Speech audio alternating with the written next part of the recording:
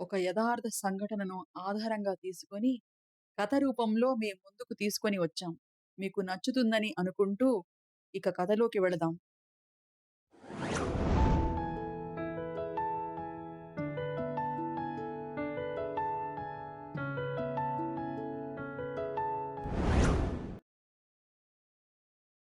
వారం రోజులు గడుస్తాయి. ఆ రోజు రాత్రి శైలజ వీరారెడ్డి ఇంటికి వచ్చి, నాన్న, ఆయనకి జ్వరం వచ్చింది. ఈ ఒక్కరోజు తమ్ముణ్ణి కళ్ళంలో పడుకోమను. అంటే శివారెడ్డి, వాడు ఎందుకులేమ్మా, పెళ్లి కావాల్సిన వాడు.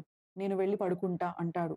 శైలజ, సరే నాన్నా అని వాళ్ళింటికి వెళ్ళిపోతుంది. అమావాస్య దగ్గర పడటంతో నింగిలో చంద్రుడు వెన్నెల చాలా పలుచగా భూమి మీద పడుతూ ఉంటుంది. ఒక రగ్గు, ఒక లాంతరుతో శివారెడ్డి ఒక పాలేరు కళ్ళంలో పడుకుంటారు. శివారెడ్డి అక్కడున్న మంచం మీద పడుకుంటే, అక్కడకు కొంచెం దూరంలో ఉన్న పట్టా మీద పాలేరు పడుకుంటాడు. బలరాం చెప్పినట్లు వాళ్ళు అక్కడికి ఫుల్‌గా తాగి వస్తారు. రాజేంద్రనాథ్ కళ్ళం దగ్గరికి వచ్చి రగ్గు కప్పుకొని అటు తిరిగి పడుకున్న శివారెడ్డిని రాజేంద్రనాథ్ అనుకొని చిన్నగా దిండు లాగేసి, ఆ దిండుని ఆయన ముఖానికి అదిమి పెట్టి ఊపిరాడకుండా చేసి చంపేసి వచ్చేస్తారు. శివారెడ్డి రాత్రి కళ్ళంలో గుండెపోటుతో చనిపోయాడు అనే చావు కబురుతో ఊరంతా తెల్లారుతుంది. ఆ వార్త విని ముందు బలరాం షాక్ అవుతాడు. జనం అందరూ చూస్తారు. శైలజ, రాజేంద్రనాథ్, వీరారెడ్డి, పాలేరు అందరూ శివారెడ్డి శరీరాన్ని ఇంటికి తీసుకొస్తారు. పాలేరు, నేను అంత గాఢంగా నిద్రపోకుంటే మా అయ్యగారిని నేను కాపాడుకునేవాణ్ణి అని ఏడుస్తూ ఉంటాడు. మనోహర్ రెడ్డి వాళ్ళ కుటుంబ సభ్యులు వస్తారు. శివారెడ్డి శరీరాన్ని చూసి నివాళులు అర్పించి వీరారెడ్డిని ఓదార్చుతారు. బలరాం మాత్రం ఏం తెలియని వాడిలాగా అలాగే అక్కడే నిలబడి ఉంటాడు. ప్రముఖులు అందరూ వచ్చి శివారెడ్డి భౌతికాయాన్ని నివాళులు అర్పిస్తారు. రాజేంద్రనాథ్, శైలజ, సావిత్రి, వీరారెడ్డి, మనోహర్ రెడ్డి, బలరాం అందరూ ఒక రూమ్‌లో కూర్చొని మాట్లాడుతూ ఉంటారు. రాజేంద్రనాథ్ వీరారెడ్డితో, వీరా, సడెన్‌గా మావయ్యకి గుండెపోటు వచ్చి చనిపోవడం ఏంటి? నాకెందుకో అది నిజం కాదనిపిస్తుంది. ఆ బాడీని పోస్ట్‌మార్టం చేయిద్దాం అంటే బలరాం భయపడతాడు. కానీ ఆ భయం తన కళ్ళల్లో కనపడకుండా ఎక్స్‌ప్రెషన్ మారుస్తాడు. వీరారెడ్డి మౌనంగా ఉంటాడు. సావిత్రి మాత్రం, ఎందుకులే అయ్యా!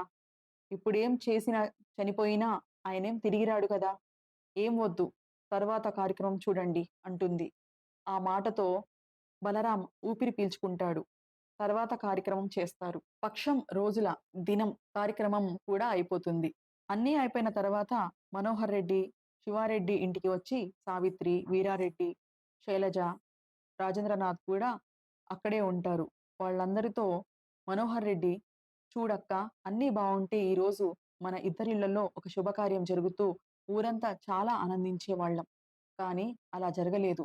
మీరు మాత్రం బాధలో నుండి బయటికి రండి. ఆ తర్వాత ఏం చేయాలో చూద్దాం అని వెళ్ళిపోతాడు.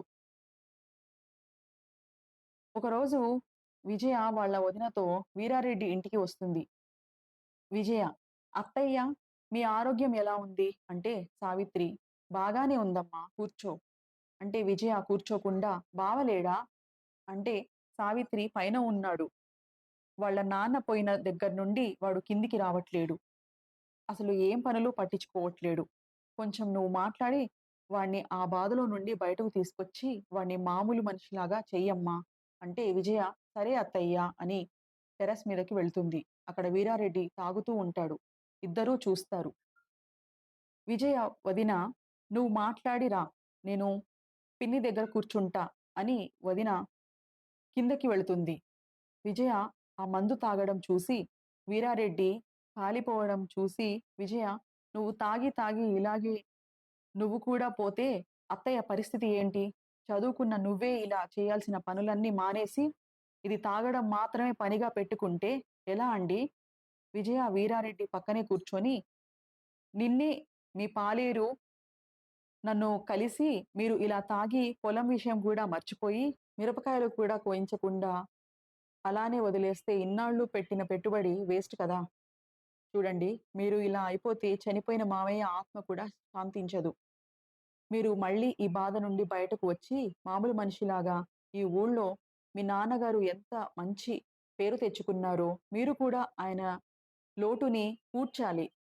అంతేగాని మీరిలా ఉండకూడదు. నా మీద, నా మాట మీద, అత్తయ్య మీద ఏమాత్రం గౌరవం ఉన్నా మీరు ఇక నుండి వీటిని వదిలేసి మామూలు పనుల్లో పడాలి. ఏవండీ! ఎంత బాధైనా పనుల్లో పడితేనే ఆ బాధ మర్చిపోతాం. ఒంటరిగా ఉంటే ఇలానే అయిపోతారు. ఈ క్షణం నుండి మీరు మావయ్య లేని లోటుని ఇటు కుటుంబానికి, అటు ఊరికి పూడ్చుతానని మాటివ్వండి అని చేతిలో చేయవేయమంటుంది. వీరారెడ్డి చేతిలోని బాటిల్‌ని వదిలేసి చేతిలో చెయ్యేసి చెప్తాడు. విజయ హ్యాపీగా ఫీలవుతుంది. శివారెడ్డి చనిపోయి 6 నెలలవుతుంది.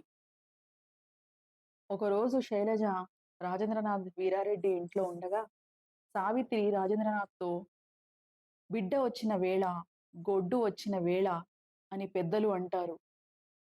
కానీ మన ఇంట్లో జరిగిన ఈ అశుభం ఆ ఇంట్లో ఉన్న ఆడపిల్ల మీద పడి, ఆ పిల్ల రేపు నలుగురిలో అవమాన పాలవ్వడం మనకి, వాళ్ళకి మంచిది కాదు. అందుకే అయ్యా నువ్వు మనోహర్ రెడ్డి వాళ్ళ ఇంటికి ఒక ముగ్గురు పెద్ద మనుషులను తీసుకొని వెళ్ళి, మన ఇంట్లో జరిగిన అశుభం వివరించి, మీ మామయ్య గారి సాంవత్సరికం కాగానే ఇక మంచి ముహూర్తం చూసి వీరారెడ్డికి, విజయకి పెళ్లి చేద్దామని చెప్పి రా.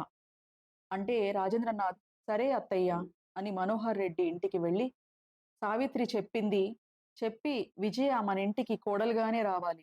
అప్పటి వరకు మీ అమ్మాయికి ఎటువంటి సంబంధం చూడొద్దు అని చెప్తాడు. దానికి మనోహర్ రెడ్డి కూడా అలానే చెప్తాడు.